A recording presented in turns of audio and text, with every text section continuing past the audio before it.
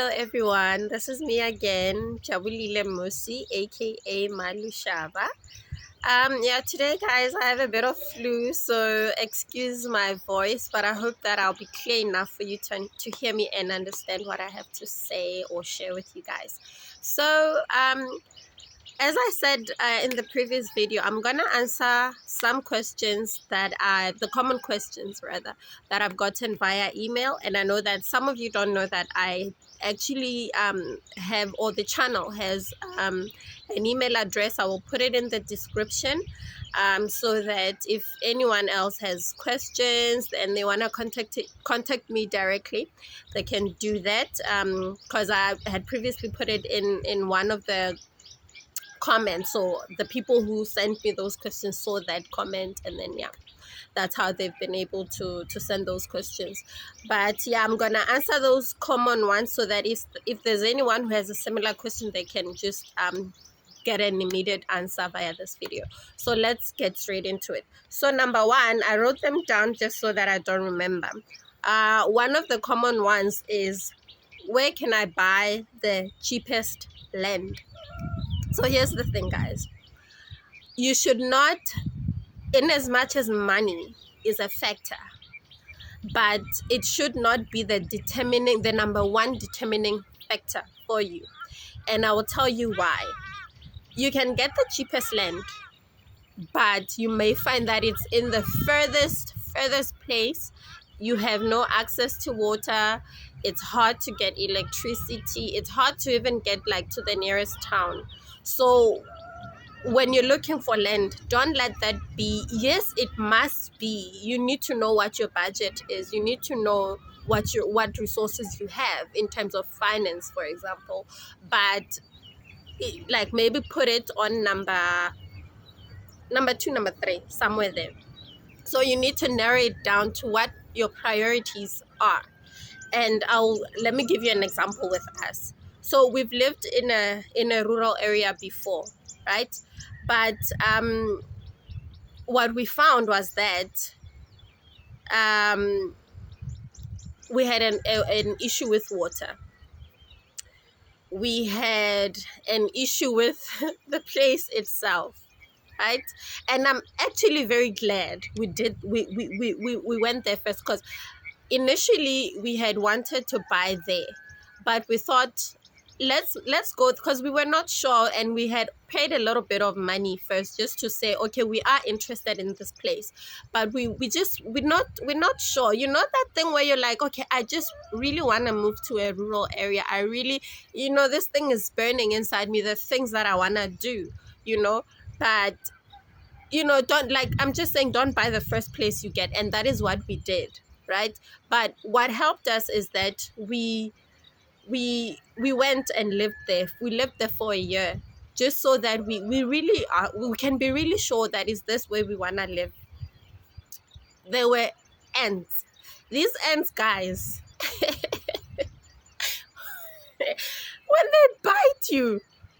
when they bite you, I mean, I literally have these dark marks on my body, on my stomach, on my back, and they're still they're taking long to go away, because that place is just, I don't know, it's just full of those.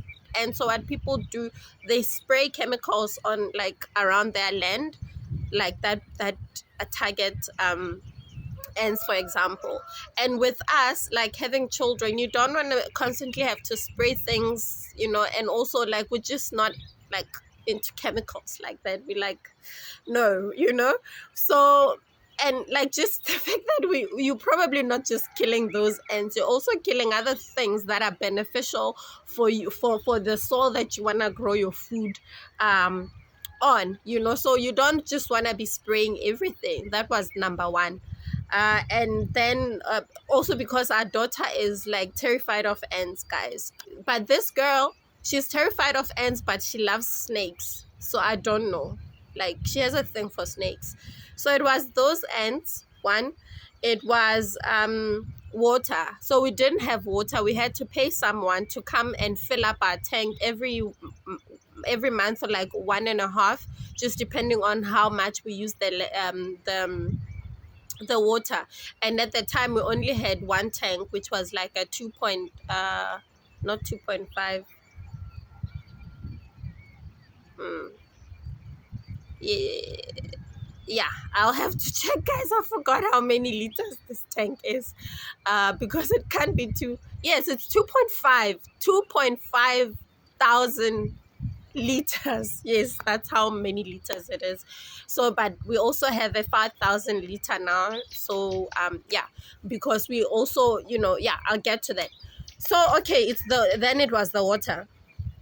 And then what else? It was also, okay, the main thing also for us, it was that it was far out, right? In that it was very secluded, and we loved that. We loved that. I'll tell you why we loved it.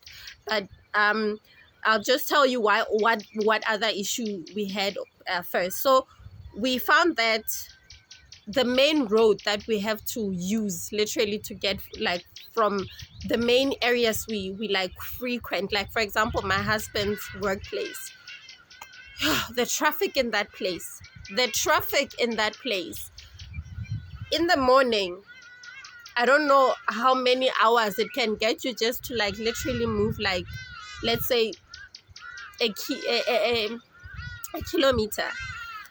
And this traffic would be so bad that it would be there in the morning. Okay, maybe like during the day when like people now are at work, it wouldn't be so much, but it's like such a busy place. That place, it's such a busy place, like the central part of that place. So you have the rural part, you have the township, and then as you go out, then it's more like you're going to the suburbs, but like it's like a drive to get there. But then to get to that place and that place, there's this middle place, and it's a disaster. Sometimes we'd get there and there were protests. Like I'm sure in a space of a year, it happened to us like 3 times. There's burning tires, there's police everywhere, and I feel like when you have children, you just wanna not be in situations where your children are put in those kind of situations, because it'll be guns, and things, and it was just bad, like it would last until like 8 p.m. at night. So my husband, if he, because he was mostly working from home, but if he went to the office, he knocks off at 5, but he could get home like at 10 because traffic at that place. That's my son playing with the car. And so yeah, that was that. So it was water, it was the ends, it was that traffic.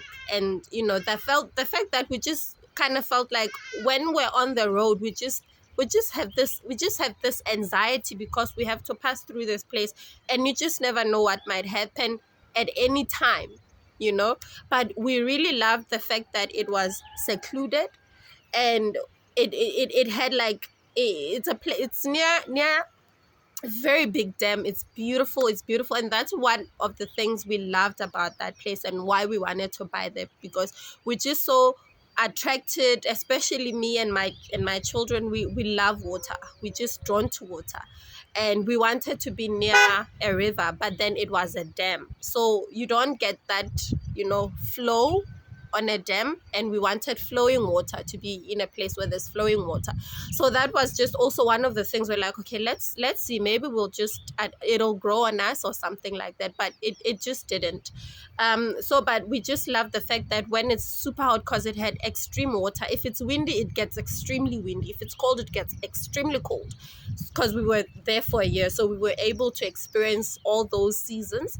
When it was hot, guys, especially with a child with eczema, it would get super hot, but we would be able to, just because it was secluded, just bath outside. It was nice, and we didn't have to be covered up all the time. I could just walk around in a t-shirt and nobody would know. And the one thing that happened one time is that just after I'd finished taking a bath, someone decided to fly a drone. So yeah, that was like, I was like, okay, I will never wash. outside ever again, because someone might just decide to fly a drone, but they flew just like a minute late. So yeah, that was one of those things. But like, just to go back to the main point, the point that I'm making is that you need to check. So with us having experienced that, we, by the time we came here and looking for land in a different area, because I think by like it didn't even take us the whole year to decide this is not the place.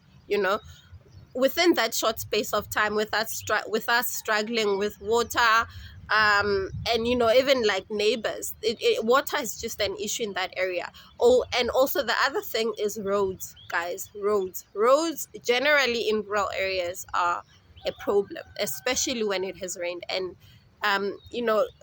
KZN is a very, very rainy place, and when it rains, sometimes it can get really heavy, and that means that the roads will be damaged. So they need, because it's gravel, they need regular maintenance. So if you find that the councillor, for example, in that place, or generally the municipality in that place, is not very great at maintaining those things, you're gonna have a problem. One time it rained so bad that we couldn't like get out. So what happened is that we did manage to get our car out, but then because of the struggle we had just having to get it out, we couldn't get it back to where we're staying. So we had to leave it at a neighbor's place for a month and a half. So you can imagine the limitations of that, even that you have a car but you can't use it. When you have groceries, you have to leave to take them from your car and then walk all the way. And KZN is a hilly, mountainous place. So you have to you have your water bottles, because we bought water to drink, and we'd have our groceries, and we'd have to climb up the hill to take our things to our place. And that happened for a month and a half. And when we were out somewhere, we had to watch what time we come back, because we're parking our car at someone else's property. So you can't come back at 12 o'clock at night, 12 a.m., and you want to ask people to open gates for you. We were like, it was almost like we have a curfew, So you need to check those things. So now coming here, we're like, okay, one, we know that we want a place with good access to water, and generally you don't have water like 24/7 in most rural areas in KZN. And I think generally in South Africa, if you live in a rural area, you don't have access to water 24/7, and I know this for a fact, right? So we wanted a place where at least in every week there is water, even if they shut it down or they close it, whatever it is that they do. I don't know how the water is disappearing. It disappears, right? So we must just be able to fill up our tanks, and then they will maintain us or sustain us until water comes back. So we're looking for a place like that. So we came here, we looked at the land. Okay, we liked the land. And then, okay, we were like, okay, like, this is not, we haven't even asked how much this land costs, right? Do you have access to water? How frequently do you go without water, coming out the taps? And when it's back, how long is it back? Okay, great. And where do we connect? Where is the line? We don't, because remember, if you have to like connect your pipe like 5 meters away, that's a lot. You need to remember the cost of that as well, because you're not generally, if you're gonna do things yourself, which is generally how things work in a rural area, you need to be thinking also about the cost, looking at your budget. So you need to check those things. Okay, if I live here, me just having like the simple things that someone like in a suburb would just easily get access to, because if you're gonna wait for the municipality to do things for you, you're gonna wait years, right, in a rural area. So you need to check, if I live here, for me to connect water, for me to clear the land, how much are those things gonna cost me, right? So we also did check, okay, seeing that the land is steep, how much clearing are we gonna have to do? Because it's not just steep, but it's very foresty, right? So water, the land itself, and then the other thing, the roads. Luckily they were like fixing the roads. And also we did also see that even the other parts where they were not fixing, the roads do get maintained on a regular basis. When it's rained and like the soil has eroded, they come and sort that out like within like a couple of days, so we don't have to wait like a long time. Because in the other place, at the other place, we actually fixed it ourselves. Let me tell you, we actually fixed it ourselves, you know. And even though like we didn't do like a proper fix, what helped is that the owners of that property had a ceremony, and they were having a lot of people coming. They hired someone to like just level out as much as possible. But you know, you have to fix things yourself in other areas, and you know, they never came to fix it. Although we called a couple of times, right? And then so that was that. And then the other thing was also, in as much as we want to be like in a far out place, we don't want to be close to the city. For example, we are about an hour out of the city because we don't frequent the city. There's no need for us to be close to it. So okay, so that was the one thing. Okay, in as much as we don't want to be close to the city, we want to still have easy access like to a town or towns, so that when we need to buy certain things we might use on a regular basis. And then yeah, so I mean, and we are actually like, we have quite a couple of towns, like, but just different distances. There's 20 minutes, there's 29 minutes, there's 45 minutes, there's like, the other one is what, around maybe 45 minutes, the other one is, yeah, like something like that. But we are in between towns, so we can go to those places whenever we need to. The point that I'm making, guys, is that you need to narrow it down to things that matter to you. Because the other thing is that we were always looking for a place that is not too far out for my husband to be able to drive to work.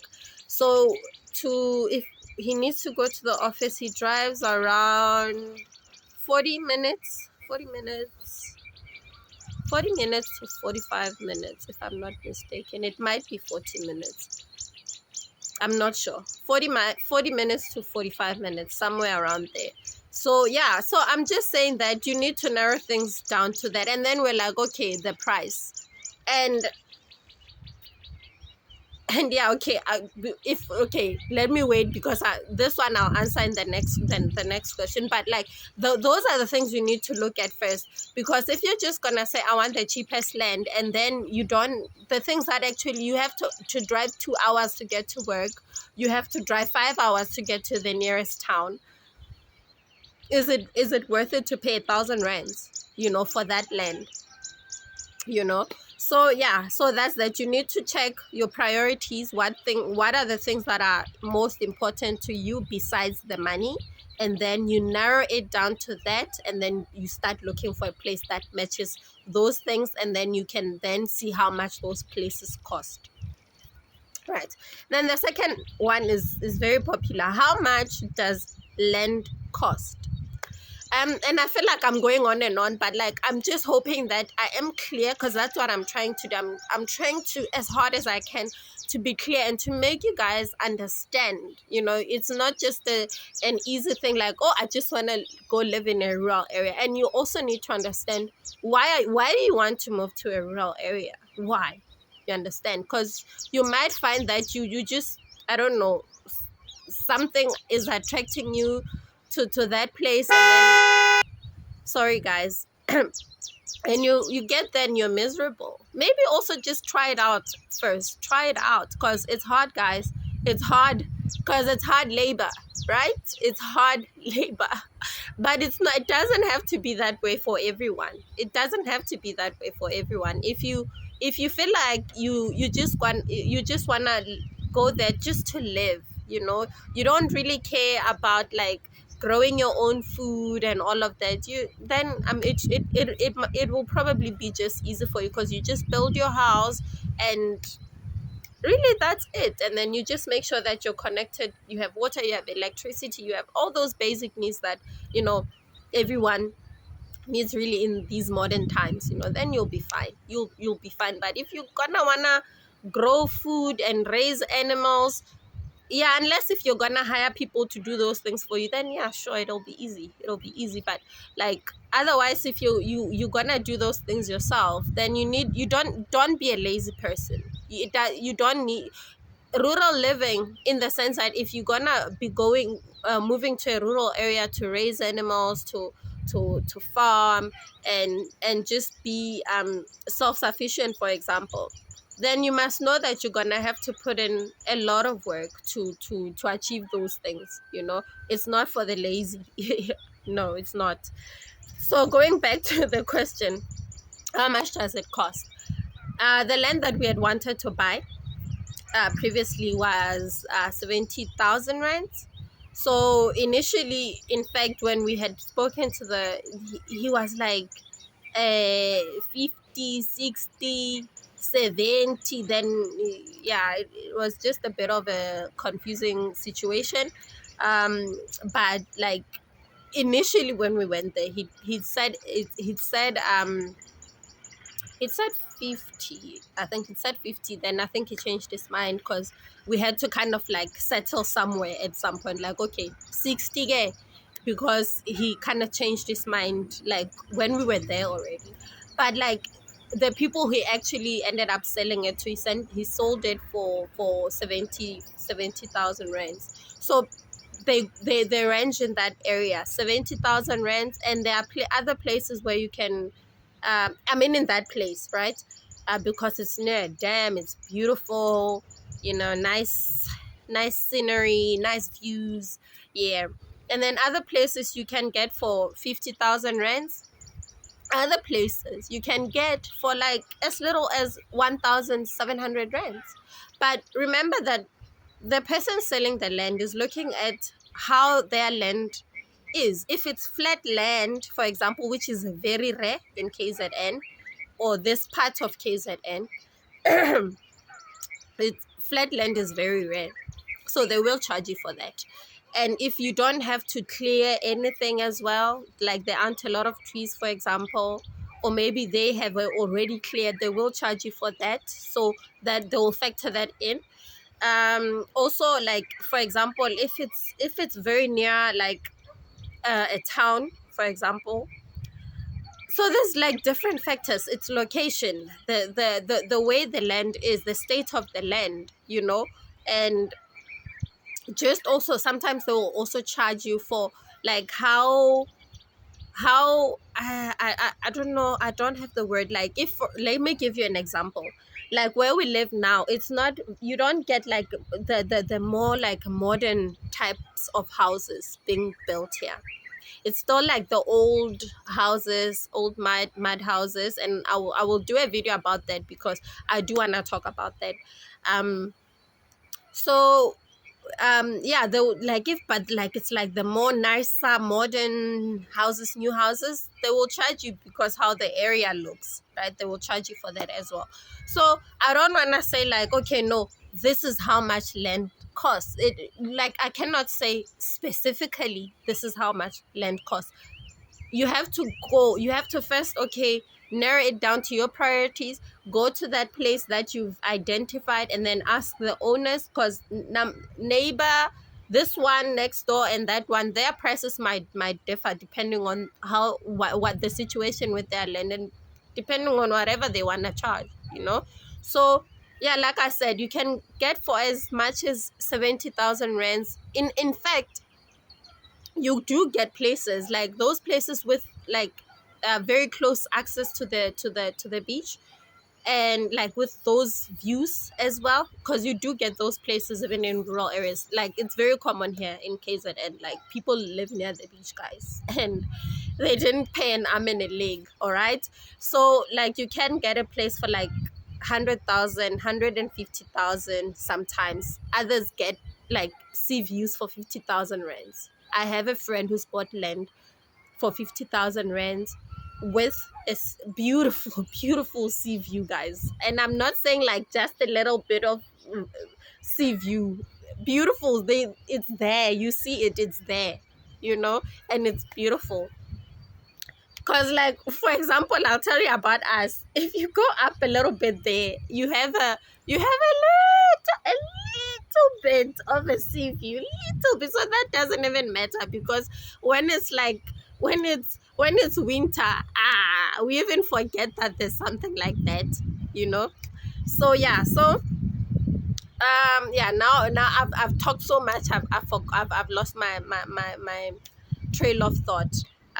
Yes, I'm back. So then, 150, 70,000, 10,000, 8,000, 5,000, 1.7. I can't give you an exact figure, So when you ask me that question, it's very hard for me to say, oh no, land here is like 70,000 rands. I can't say that, because it'll depend on where you are buying and what that person is charging, and all those factors that I've mentioned. Prices vary, but of course they're not the same as if you're buying in a suburb, right? So I hope I have answered that question. And then the other thing is, okay, someone said to me they are not comfortable with the ceremony performed when you move to a rural area. I did a video about ukubekwa. Ukubekwa, guys, is a process that is done here in KZN. I don't know about other areas. So excuse me. I don't know about other areas. So, but I'll speak for this place in particular, KZN. It's a must. So they wanted to know, are there any alternatives? As far as I know, there are no alternatives. Ukubekwa is a must. It's a thing, because one, there are monies you must pay for that. I've explained in the other video. And it's not necessarily about you as much as it is about you. But it's the community. You're doing this for the community. I don't eat meat. My family and I don't eat meat. We don't eat dairy. We don't eat like anything from an animal. But we had to buy meat, for example. And if we had to buy milk as well and eggs, we would have bought it. Because that is what they do. You are coming into a community that is already established. They have their ways of doing things. And when a new person, even if you are a person that grew up there, that lives there, but if you're buying land, or your mom or your dad or your parents or your grandmother, they're giving you land that they already had, uyabekwa. You understand? Even if it's been in your family for years and years, uyabekwa. The family is the community is formally recognizing you as ingxenye yomphakathi, a part of the community, a isakumzi. You are isakumzi. You are a homeowner in that place, or in fact, isakumzi is directly translated is someone who's building a home. It's someone who's building a home. So they are recognizing you as that person within their community, and they are celebrating. I feel like it's a celebration to say we are siyakula, we are there's more of us now. They are, for me, it's such a warm thing and a beautiful thing, and I really I feel like it's important, because the other thing is that they are your witnesses. Tomorrow, if someone says, no, but this is my land, when that ceremony was performed for you, directly translated is to be put. You are put in that place to say, from this point to that point, and that point and that point, this space belongs to this person. Simbegile. We've put you here. we recognize you and we welcome you and we are celebrating with you. So it's security for you, because tomorrow if someone comes and say, but no, this your land is from here and here, these people, you can say, but there was that ceremony that was done and there were witnesses. They call those witnesses, and so you take this to the chief. The chief was there as well. Induna, they were there. You can't do it without Induna. Induna has to be there and say, okay, the land starts here, starts there, ends there, all of that. And then if someone comes and say, but no, yours starts here and ends there, they can say, no, but we were there. It's, we witnessed it, it starts here, it ends there, and so forth and so forth. And so no one else can come and say tomorrow, no, I own that land. They know who owns that land. Ubegi, where they saw you, so when on your side, you're gonna buy those things. They give you a list. You're gonna buy those things that you've been requested to buy, and then you're gonna share with them. Even if you don't eat them, even if you don't drink alcohol, because alcohol is, yeah, you can't run away from that one. And they tell you the brands. I've said this before. So I mean, we didn't eat the meat, but we bought it. We had to buy it. And so if you're not comfortable with that, then I'd say rather go look in another area, but this is how things are done here. So I hope that answers all your questions, guys, those who might have had those questions. And I will, like I said, put the email address in the description box, so that if there's anything that I've left out and you have a question, you can ask me, and then I will do my best to answer it here, but I will answer it on the email as well. So thank you guys for joining me again, and please share, please like, please subscribe, please hit the notification button. I love you guys, and I thank you for being part of this channel. Thank you.